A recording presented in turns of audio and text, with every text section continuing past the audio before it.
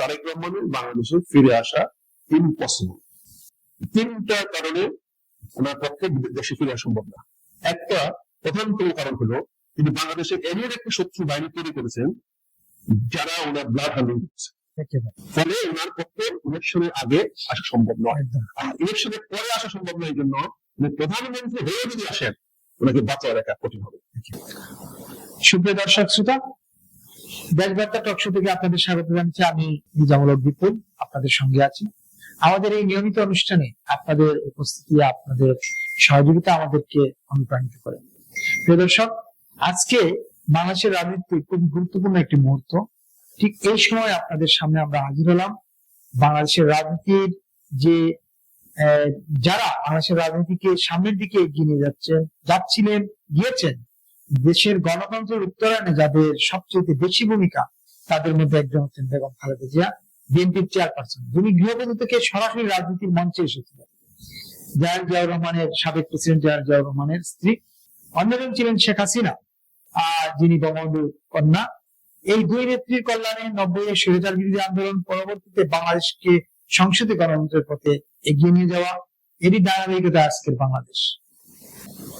এই রাজনীতিতে এই দুই নেত্রীর যে ভূমিকা ছিল সেটি এদেশের মানুষ আজীবন স্মরণ রাখবেন। আজকে বাংলাদেশের রাজনীতিতে সবচেয়ে গুরুত্বপূর্ণ ভূমিকা হচ্ছে বেগম খালেদা জিয়া। তার উপস্থিতি বাংলাদেশের রাজনীতিকে সামনের দিকে এগিয়ে নিয়ে যেতে বড় ভূমিকা পালন করার কথা, কিন্তু তিনি এখন সংকটাপন্ন। তার শারীরিক অসুস্থতা এমন পর্যায়ে পৌঁছেছে যে তার ফেরত আসা নিয়ে অনেকে শঙ্কা প্রকাশ করছে। আমরা প্রত্যাশা করি তিনি ফিরবেন, আবার ফিরে আসবেন আমাদের মধ্যে, এবং তার উপস্থিতি বাংলাদেশের রাজনীতি ভূমিকা রাখবে। কিন্তু গুরুতর অসুস্থ বেগম খালেদা জিয়ার এই অনুপস্থিতি বাংলাদেশের রাজনীতিতে কি ভূমিকা রাখবে, তার চেয়ে বড় কথা, তার হাতে গড়া, জেনারেল জিয়ার হাতে গড়া দল বিএনপি, তার হাত দিয়ে এত দূর আসার পর এখন কোন পর্যায়ে যাবে, বা কি বিএনপি খন্ডবিখণ্ড হয়ে যাবে, বিএনপির রাজনীতিতে কি সংকট আসতে পারে, এসব নিয়ে আমরা আলোচনা করব আজকের টক শোতে। এবং আজকের এই আলোচনায় আমাদের সামনে অতিথি হিসেবে রয়েছেন, আমরা আমন্ত্রণ জানিয়েছিলাম যে যাকে সাদরে আমন্ত্রণ গ্রহণ করেছেন। আমাদের সামনে উপস্থিত হয়েছেন মেজর আখতারুজ্জামান, অবসরপ্রাপ্ত সেনা কর্মকর্তা, রাজনীতিবিদ এবং ব্যবসায়ী। আপনাদের স্বাগত। আমরা একটা বিষয় বুঝতে যাচ্ছি, বেগম খালেদা জিয়া সেনাকুঞ্জে গিয়েছিলেন 21 নভেম্বর।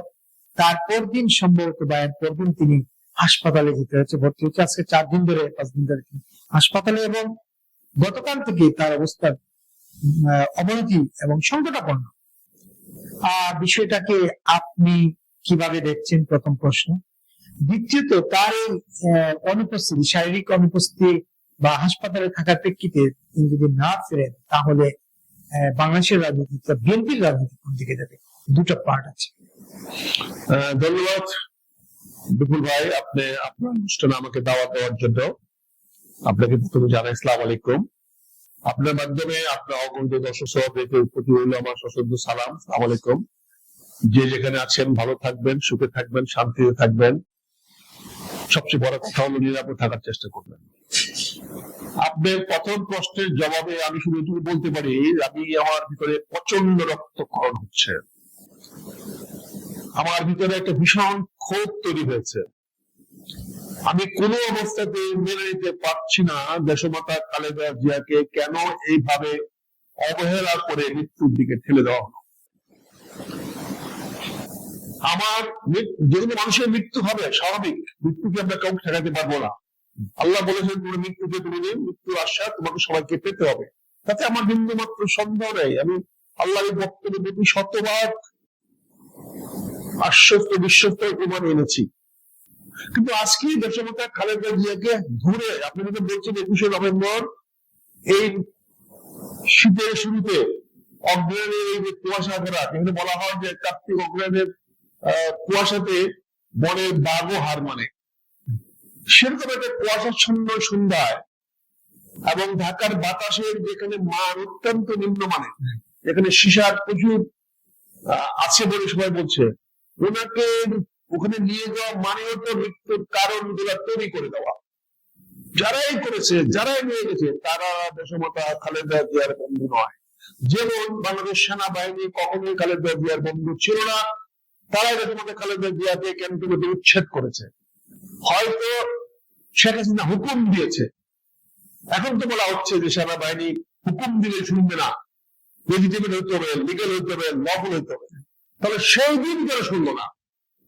সেই দিন কেন যখন আনলফুল অর্ডার দিল শেখ হাসিনা, সেদিন কেন শেখ হাসিনার অর্ডারে আর্মি বাড়িটা ভেঙে ফেললো? কোর্ট তো বলে না বাড়িটা ভেঙে নিতে, কোর্টটা তার মালিকানা সত্যটাকে বাতিল করে দিয়েছে, কিন্তু ওই জায়গাটা ভেঙে ফেলার অর্ডার তো কোনো কোর্ট দেয় নেই।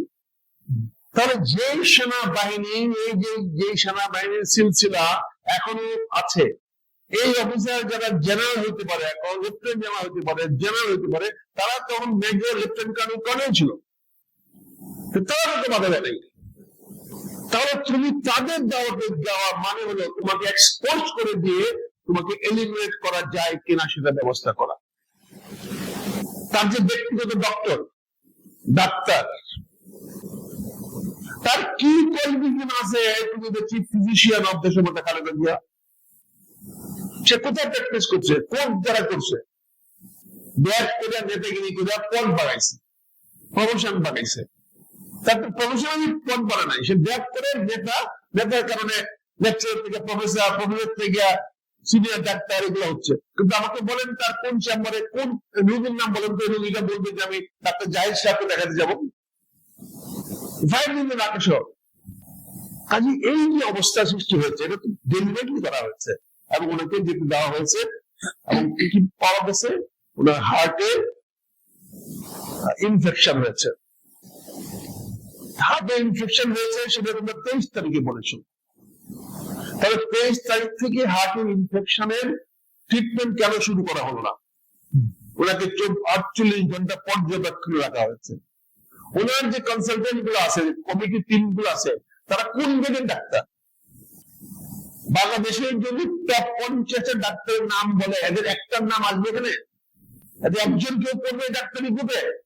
কিন্তু বিনা বোঝে গিয়ে দেখতে আসে, এখানে টাকা লাগে না, এখানে দলের পদ পাওয়া যায়, যেমন যার বিনা বোঝে ডাক্তারি করে ওই ম্যাডামের কাছ থেকে পদ বাগায় নিয়ে গেছে, সেই পদ পেল স্থায়ী কমিটি সদস্য। স্থায়ী কমিটি সদস্য হবে সাংগঠন থেকে, সংগঠন থেকে যারা কাজ করে আসছে তারা হবে। সেখানে তাদের মানে দেওয়া হয়েছে কি বলে, স্থায়ী কমিটি সদস্য। এখন কষ্টটা হয়েছে এই ডাক্তারগুলা তো যত পর্যন্ত ছিল না ওনার ট্রিটমেন্টের জন্য, 48 ঘন্টা পর্যবেক্ষণ করা মানে কি, ইনফেকশনটা বাড়তে দেওয়া হয়েছে। কাকতালীয় ভাবে আমি হাসপাতাল থেকে আসছি আজকে, আমি গত 8 দিন ধরে হাসপাতালে ভর্তি। রাত্রিবেলা আমার প্রচন্ড পেইন হয়েছে, অ্যাবডোমেন পেইন। আমি গিয়েছি, পেইন কমতেছে না, ডাক্তার ঘন্টায় ঘন্টা ইনজেকশন দিচ্ছে, দিয়ে তাই সকালে বেলায় গিয়ে আমার পেইনটাকে তারা কন্ট্রোল করেছে। এখন ডাক্তার যদি আমাকে 24 ঘন্টা যদি অবজারভেশন রাখতো, এই ঘন্টায় ঘন্টা ইনজেকশন না দিত, তাহলে আমার পেইনটা কি কমে যেত? এমনি কমে যেত? বরঞ্চ পেইনটা আরো অন্য জায়গায় বিস্তৃত হতো। স্বাভাবিক মেডিসিন, স্বাভাবিক সায়েন্স অফ মেডিকেল। কাজে দেশমতে খালেদা জিয়াকে তুমি ডায়াগনোসিস করে ফেলেছো, তুমি বলেছো ওনার হার্টে ইনফেকশন হয়েছে, ওনার ফুসফুসে পানি গিয়েছে, ফুসফুসে পানি বের করে আনার সিস্টেম প্রচুর সিম্পল, সিরিজ আউট করা যায়। বলেছেন বডিতে পানি হয়ে গেছে, বডির পানি সিরিজ আউট করা যায়, সিরিজ দিয়ে পানিটাকে বের করে ফেলা যায়। পানি is not big problem this today's, but problem ছিল হার্টে infection. That was the most dangerous, even dangerous than cancer. এটাও curable, but it needs long time. Heart infection হলে এটা curable, but long time requires. But ওনার বেলায় তো long time নাই, because ওনার কিডনি ফেলিওর, ওনার লাঞ্চে পানি, ওনার এই আদার ওনার সমস্যা আছে, ফলে তার দরকার ছিল immediately high power antibiotic, so that first kill that germ, kill that bacteria. প্রথমে একটা হাফ ডোজ দিবে, 3 ঘন্টা পরে আরেকটা ফুল ডোজ দিবে। তার মানে আপনি এটার মধ্যে ষড়যন্ত্র খুঁজতেছেন, দেখছেন নাকি? আমি দেখছি না, বিশ্বাস করি। আচ্ছা, কেন বিশ্বাস করছেন? আমি বিশ্বাস করছি কারণ আমি আস্তে আস্তে কথা শেষ করি। তাহলে এখানে যদি আমরা সেই হার্ট মারাই যাবে, ধরেন যদি মনে মারা যাবে, অবজার্ভ 48 ঘন্টা বাসে কি না বাসে আগে দেখে তারপর ট্রিটমেন্ট শুরু করবা। Why people are doctor doing? আপনি যে বলছেন কনস্পিরেসি কথা, হিয়ার দ্য কনস্পিরেসি। এখানে গভর্নমেন্ট কেন ইন্টারফেয়ার করলো না? এখানে কেন গভর্নমেন্ট মেশিনারিজ কেন দেওয়া হলো না? কেন গভর্নমেন্ট এটা মেক করলো না? ঢাকা টিভিতে বাংলাদেশের সেরা ডক্টর আছে, বাংলাদেশের না, এই এশিয়া ইউরোপের মধ্যে সেরা ডক্টর আছে আমাদের এই টিভিতে। এখন তো হাসিনা নাই, এখন তো আওয়ামী লীগ নাই, ডাক্তার ভয় করে আসতে। আগে তো হাসিনা আমাদের ডাক্তারদের ভয় ছিল যে আমি যদি যাই আমার প্রফেসর নাও থাকতে পারে, আমি হয়তো ডিন নাও হতে পারি, আমি হয়তো পিজিতে আমি ডাইরেক্টর নাও হতে পারি, বা আমি হেলথ সার্ভিসে আমার পরিষেবা না থাকতে পারে, ভয় ছিল। এখন তো সে ভয় নাই। তাহলে কেন ওনাকে হাই পাওয়ার মোস্ট কম্পিটেন্ট একটা বোর্ড করে দিল না সরকার? এটা কি সরকারের ষড়যন্ত্র নয়? This is the conspiracy of the government. Let her go. তাদের সিম্পল কথা, let her go. They wanted to minus 2 theory. Physically they have done one. Sheikh Hasina has now ousted from the Bangladesh. So one sort of -1 they have achieved. The second is the out of Sheikh Hasina. When -2 was personal, Sheikh Hasina and Khaleda Zia at that time 111 সরকার শেখ হাসিনাকে দেশ থেকে বের করে দিয়েছিল, আর খালেদা জিয়াকে বাইর করতে চেষ্টা করেছিল এই অধম। কিন্তু বিনয়ের সঙ্গে বলছি, আমি একা একা একা ওনাকে বাংলাদেশ থেকে যেতে দেই নাই। আস্ক গভর্নমেন্ট, আর ডিডন্ট লিগাফাই। আমি বলেছিলাম দেশমাতা খালেদা জিয়া দেশ থেকে যাবে না, ওনার বেড বডি যাবে। Their statement I gave and spark like anything. এবং সবাই বলছে তোমরা বলছি ম্যাডাম ইচ্ছে হয়ে যেতে চাচ্ছে, এখন তো আক্তার বলতেছে তোমার বেড বডি যাবে, so let go. এই স্টেটমেন্ট তোমার নতুন বানানো না। You can see, you can check there, you can see. You can ask Brigadier Bari, you can ask the General Lami, you can ask the General Mohammad Hussain. Those they involved in it. You can ask them. So -2 they could not do at that time. So Sheikh Hasina has come back, and that history is different. Okay, this time also they want to minus. They officially they minus Sheikh Hasina after so long. Actually, she has very less chance of coming back, but not exactly the full. She may come if the time permits because she has got 3 age. So -1 is temporary. I should say temporary. Yes, temporarily only -1 হয়েছে। আওয়ামী লীগ না, Sheikh Hasina. But number 2 ছিল দেশমাতা খালেদা জিয়াকে -2 করা। তারা অত্যন্ত deliberately conspiracy করে they are going to achieve that. একদম বোঝা গেল একটা ষড়যন্ত্রের মধ্যেই আছেন। এখন খালেদা জিয়ার এই শারীরিক অসুস্থতা, তার শারীরিক অনুপস্থিতি, তিনি উপস্থিত থাকলেও বাংলাদেশের রাজনীতি, বিশেষ করে বিএনপির রাজনীতি এই সময়ে এসে সামনে একটা নির্বাচনী সময় বিএনপির রাজনীতি তার একটা বড় ভূমিকা থাকতো। কিন্তু আমরা গত কয়েকদিনে দেখেছি তার ভূমিকা, কারণ বিএনপি যখন 237 আসনে নমিনেশন দেয় তাতে অনেক জায়গায় বিদ্রোহ হয়েছে, খালেদা জিয়ার হস্তক্ষেপে এগুলো সমাধান হয়েছে, প্রায় 50-60টা আসনে সমাধান হয়েছে। তার এই অনুপস্থিতি আসলে বিএনপির রাজনীতি কোন দিকে নিয়ে যাবে? এখন প্রথম যে কথাটা বলছেন এটাকে আমরা বলি আর কি যে সাপে বর। দেশমাতা খালেদা জিয়ার মৃত্যু বিএনপি কে আরো বেশি ইউনাইটেড করবে, আরো বেশি সংগঠিত করবে, আরো বেশি ডিপেন্ড করবে। এই যে ডিসপিউট গুলো আছে, এই ডিসপিউট গুলো এখন দেখবেন ফানুসিয়ার মতো চলে গেছে। এখন anybody talking against BNP will be treated as a very bad element. কারণ দেশমাতা খালেদা জিয়া আল্লাহ হায়াত রাখো, বাঁচায় রাখো। আল্লাহর কাছে আমি আগেও বলছি, এখন সুপারিশ করছি, আল্লাহ যদি তুমি জীবন হয় তাহলে আল্লাহ তুমি আমার জীবনটা নাও, আমি যে কতটুকু বার্তা তুমি রাখছো সেইটুকু বিনিময়ে ওনাকে ওইটুকু সময় দাও। কারণ দেশমাতা খালেদা জিয়ার এই বাংলাদেশে বেঁচে থাকার দরকার আছে, ওনার কাজ করার দরকার নাই, ওনার বেঁচে থাকার দরকার আছে। উনি যেন জাতির উদ্দেশ্যে হাতটা তুলে বলতে পারে আমি আছি, আপনাদের পাশে থাকবো, আপনাদের বিপদে আপদে আমার যা কিছু করার আমি করব। এটার জনগণকে উদ্বুলিত করবে, জনগণকে উৎসাহিত করবে। কিন্তু আপনি যেটা বলছেন বিএনপিতে এখন এই মানে অনেকটা যেন ওনার মৃত্যুটাকেই বিএনপিকে ইউনাইটেড করবে, বিএনপিকে সবাই এক জায়গায় নিয়ে আসবে, তখন ষড়যন্ত্র করে কারো কিছু পাবে না। আর এখানে যে সমস্যাটা আপনাদের হয়েছে সেটা তো আমরা সমাধান হয়ে যাবে ইনশাল্লাহ। যে তারেক রহমান সাহেব দেশে আসতে পারতেছেন না, এবং উনি গতকালকে ডিক্লেয়ার করেছেন যে উনি ওনার নিরাপত্তাজনিত কারণে দেশে আসা সম্ভব হয় না। ইন দ্যাট কেস উনি রিমোট কন্ট্রোলিং দল চালাবেন। বিএনপিতে আল্লাহ রহমতে এখন পর্যন্ত এমন কোন ভয়েস নাই যে ভয়েস তারেক রহমানের এগেইনস্টে রেজ করে। যারা করে তারা তারেক রহমানের বাইরের লোক, তার বলের বাইরের লোক। এবং তারেক রহমানের বলটা এখনো পূর্ণাঙ্গ চাঁদ, পূর্ণিমার চাঁদ। এটার মধ্যে একাদশীও নাই, এটার মধ্যে পূর্ণিমার একটু কম নাই। যেমন পূর্ণিমার চাঁদ দিয়ে দেখেন পুরা, পূর্ণিমার পরের দিনই চাঁদ একটু কমে যায়, ওনারটা তাও না, ওনারটা পূর্ণ পূর্ণিমার চাঁদ। ওনার যে অবয়বটা আছে, ওনার যে গোলকটা আছে, ওনার যে আবহাওয়াটা আছে, যারা বিএনপি করে তারা 70% দেশনেতা জননেতা তারেক রহমানের প্রতি অনুগত এবং 100% আনুগত্য তারা পোষণ করে। কারণ দলের বিভক্তির কোন সুযোগ আমি দেখছি না, ইনশাল্লাহ হবে না। বিএনপি বিভক্তি হবে না। আমি 1 জন 2 জন 5 জন বেরিয়ে যাওয়া মানে বিভক্তি নয়। আপনি অতীতে দেখেছেন কলেজ ওয়ালি বেরিয়ে গেছে, মেজর হাফিজ বেরিয়ে গিয়েছিল, মেনি পিপুল বেরিয়ে গিয়েছিল, রেদওয়ান বেরিয়ে গিয়েছিল, বেরিয়ে কিন্তু আবার তারা এই খালেদা জিয়ার পায়ের তলে এসে আশ্রয় নিয়েছে। আজকে হয়তো খালেদা জিয়া নাই, কিন্তু বিএনপির বিকল্প একটা নেতৃত্ব কোন রাজনৈতিক দল তৈরি করা বিএনপি ভাবাপন্ন জিয়ার আদর্শ নিয়ে সম্ভব না। হয়তো অনেক সুবিধাবাদীরা হয়তো জামাতে চলে যেতে পারতো, জামাত যেহেতু ডাইরেক্টলি তারা রিক্রুট করে না, যে প্রসেস করে আনে, ফলে জামাতে যাওয়ার কিছু নাই।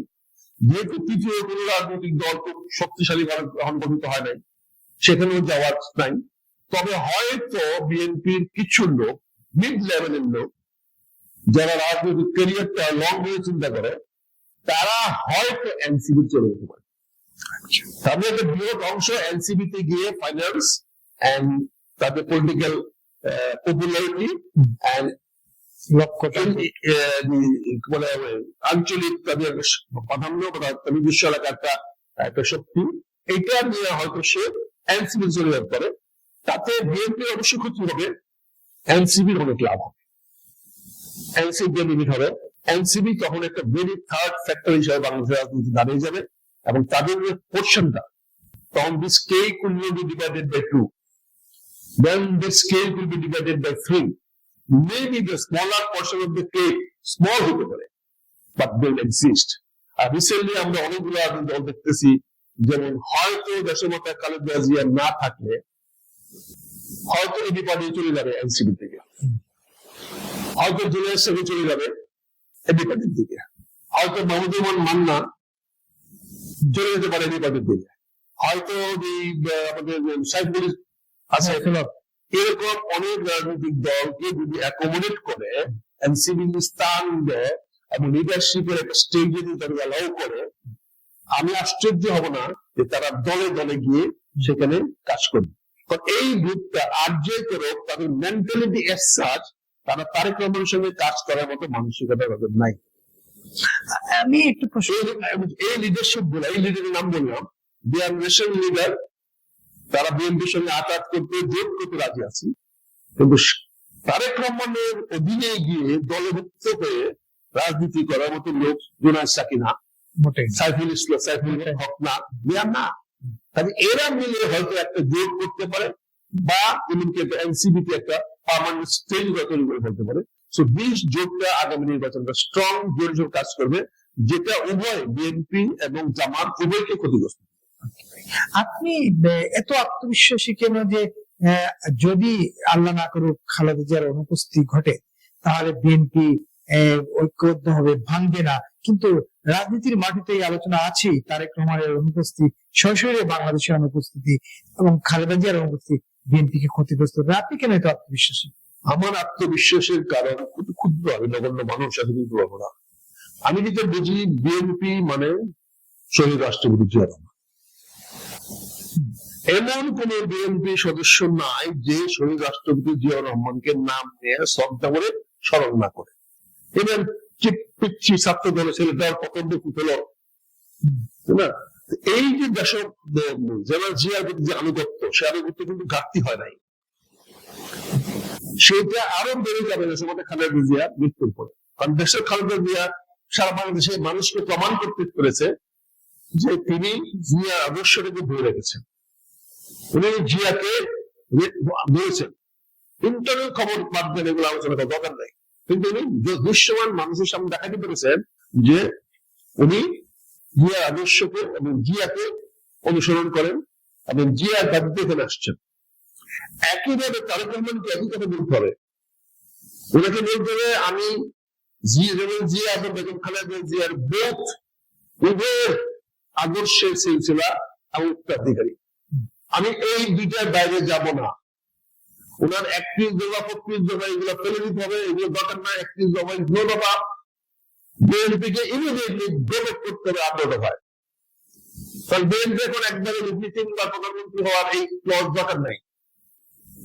That clause was for the Begum Khaleda Zia অপমান করার জন্য, সে অপমান হয়ে গেছে। এই সমস্ত এগুলোকে বাদ দিয়ে উচ্চ কক্ষ নিম্ন কক্ষ এগুলোকে ফালতু কালাম না করে বিএনপিকে সরাসরি তাদের 31 দফাতে ছুড়ে ফেলে দিয়ে তাদের সরাসরি চলে যাওয়া উচিত। 18 দফা জিয়ার স্বপ্ন বাস্তবায়িত করবো। এই যে জিয়ার স্বপ্ন বাস্তবায়িত করবো, এটাই সারা বাংলাদেশকে তাকে উদ্বলিত করবে জনগণের কাছে। এই যে এবার জিয়ার বলা আসছে, যে জিয়ার সঙ্গে আমরা ভালো ছিলাম, যে জিয়ার সঙ্গে আমরা গণতন্ত্রের কথা বলতে পারছি, যে জিয়া বাংলাদেশের উন্নতির উপকার ছিল, আজকে ওই জিয়ার দল, ওই জিয়ার আদর্শ, ওই 18 দফা বাংলাদেশে বাস্তবায়িত যাচ্ছে। এটা জনগণকে উদ্বলিত করবে, আগ্রহিত করবে এবং জনগণকে সামনে দিয়ে এগিয়ে নেওয়ার জন্য যুগান্তর হবে। একেবারে আমরা শেষ পর্যায়ে চলে আসছি। আপনি তারেক রহমান প্রসঙ্গ তুলেছিলেন। তারেক রহমান বিএনপির খালেদা জিয়ার অনুপস্থিত বিএনপির কর্ণধার, কিন্তু তিনি 17 বছর ধরে দেশের বাইরে। এখনো তিনি দেশের বাইরে বারবার উদ্যোগ নেওয়ায়, বারবার বলা হয় এই আগামী মাসে চলে আসবেন, এই এত তারিখ চলে আসবেন, এই মাসে চলে আসবেন বলে বলে ডিসেম্বর চলে আসছে, এখনো তিনি আসতে পারেন না। গতকাল তিনি একটা স্টেটমেন্ট দিয়েছেন, রাতে প্রধান উপদেষ্টার প্রতি কৃতজ্ঞতা জানিয়েছেন, তার মায়ের প্রতি মায়ের জন্য দোয়া চাওয়ার জন্য দেশবাসীকে কৃতজ্ঞতা জানিয়েছেন। উনি দোয়া চেয়েছেন, ভালো কথা, জি উনি করেছেন। কিন্তু একটা লাইন আমার কাছে খারাপ লেগেছে। ওনার আমার মনে হয় ভালো হতে পারে যদি আপনি বলতেন আমি জনগণের কাছে আবেদন জানাচ্ছি যে ওনার স্বাস্থ্যের জন্য করেন, তারপরে সরকারকে ধন্যবাদ দেওয়াটা রাইট ছিল। কিন্তু উনি সরকারকে ধন্যবাদ দিয়েছেন, তার মানে উনি সরকারের প্রতি একটা উইকনেস পোষণ করেছেন। এখন মনে হচ্ছে যে উনি সরকারের একটু, আমি যেমন তারেক রহমান সাহেবকে ভালো কথা বলি কেন, ওনার কাছ থেকে অনুকম্পা ছিল। তারেক রহমান সাহেবের স্থিতি যাওয়াটা হয়তো অনেকের না হতে পারে, কিন্তু আমি প্রকাশ্যে কেন যাই, আমি ওনার কাছ থেকে ফেভার চাই। স্টেটমেন্ট দিয়ে তারেক রহমান নিজেকে প্রমাণিত করলো যে উনি অনেকটা অসহায়। একজন উনি তত্ত্বাবধায়ক সরকারের প্রধানকে ফোন দিয়ে তাকে ধন্যবাদ দিয়ে বক্তব্য শুরু করলেন। তার ওখানে প্রেসিডেন্ট তার রিলিজে বলেছেন যে ধন্যবাদ জানানো স্বাস্থ্যের ব্যবস্থা করছে। উনি প্রশ্ন করলেন না যে কেন 7 দিন আগে করা হলো না, কেন যতটুকু সময়ে কেন করা হলো না, কেন ওনাকে দাওয়াত দেওয়া জোর করে নেওয়া হলো, কেন সেনা সদস্য বাহিনীতে যাওয়া দেওয়া কম্পালসারি ছিল, কেন ফোর্স দেন। এই বিষয়গুলো বলে আসলে জনগণ বুঝতে পারতো যে না, ছেলে তার মায়ের অবস্থাটা ভালোভাবে জানে। আমি বিনয়ের সঙ্গে বলছি তারেক রহমান সাহেবকে, আপনার statement alright but it is very controversial. একেবারে তারপরে তারেক রহমান ফেরার আপাতত কোনো সম্ভাবনা আপনি দেখছেন? আমি আজকে না, আমি আজ থেকে 10 বছর আগে দেখি নাই, 15 বছর আগে দেখি নাই। আমি আগে অনেকবার বলেছি তারেক রহমানের বাংলাদেশে ফিরে আসা ইম্পসিবল। এবং এটাকে আমি 3 দিন আগে বলেছি, আমি একটা বিদেশি চ্যানেলে বলেছি 3টা কারণে ওনার পক্ষে দেশে ফিরে আসা সম্ভব না।